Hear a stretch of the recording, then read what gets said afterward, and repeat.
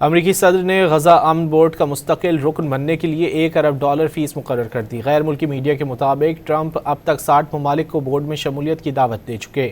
Bloomberg کے مطابق غزہ امن بورڈ اقوام متحدہ کی طرز کا کردار ادا کرنے کا ذمہ دار ہوگا، جس میں ویٹو پاور صدر ٹرمپ کو حاصل ہوگی۔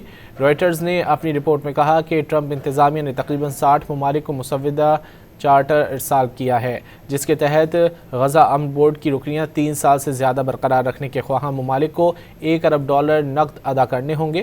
کینیڈین وزیر اعظم مارک کارنی نے ٹرمپ کی دعوت قبول کر لی، جبکہ بھارتی حکومت ایک عہدیدار نے تصدیق کی ہے کہ بھارت کو بھی بورڈ میں شمولیت کی دعوت ملی ہے۔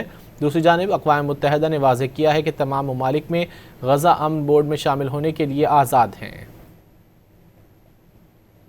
امریکی صدر نے غزہ امن بورڈ کا مستقل رکن بننے کے لیے $1 ارب فیس مقرر کر دی۔ غیر ملکی میڈیا کے مطابق ٹرمپ اب تک 60 ممالک کو بورڈ میں شمولیت کی دعوت دے چکے۔ بلومبرگ کے مطابق غزہ امن بورڈ اقوام متحدہ کی طرز کا کردار ادا کرنے کا ذمہ دار ہوگا، جس میں ویٹو پاور صدر ٹرمپ کو حاصل ہوگی۔ رائٹرز نے اپنی رپورٹ میں کہا کہ ٹرمپ انتظامیہ نے تقریباً 60 ممالک کو مسودہ چارٹر ارسال کیا ہے، جس کے تحت غزہ امن بورڈ کی رکنیت 3 سال سے زیادہ برقرار رکھنے کے خواہاں ممالک کو $1 ارب نقد ادا کرنے ہوں گے۔ کینیڈین وزیر اعظم مارک کارنی نے ٹرمپ کی دعوت قبول کر لی، جبکہ بھارتی حکومت ایک عہدیدار نے تصدیق کی ہے کہ بھارت کو بھی بورڈ میں شمولیت کی دعوت ملی ہے۔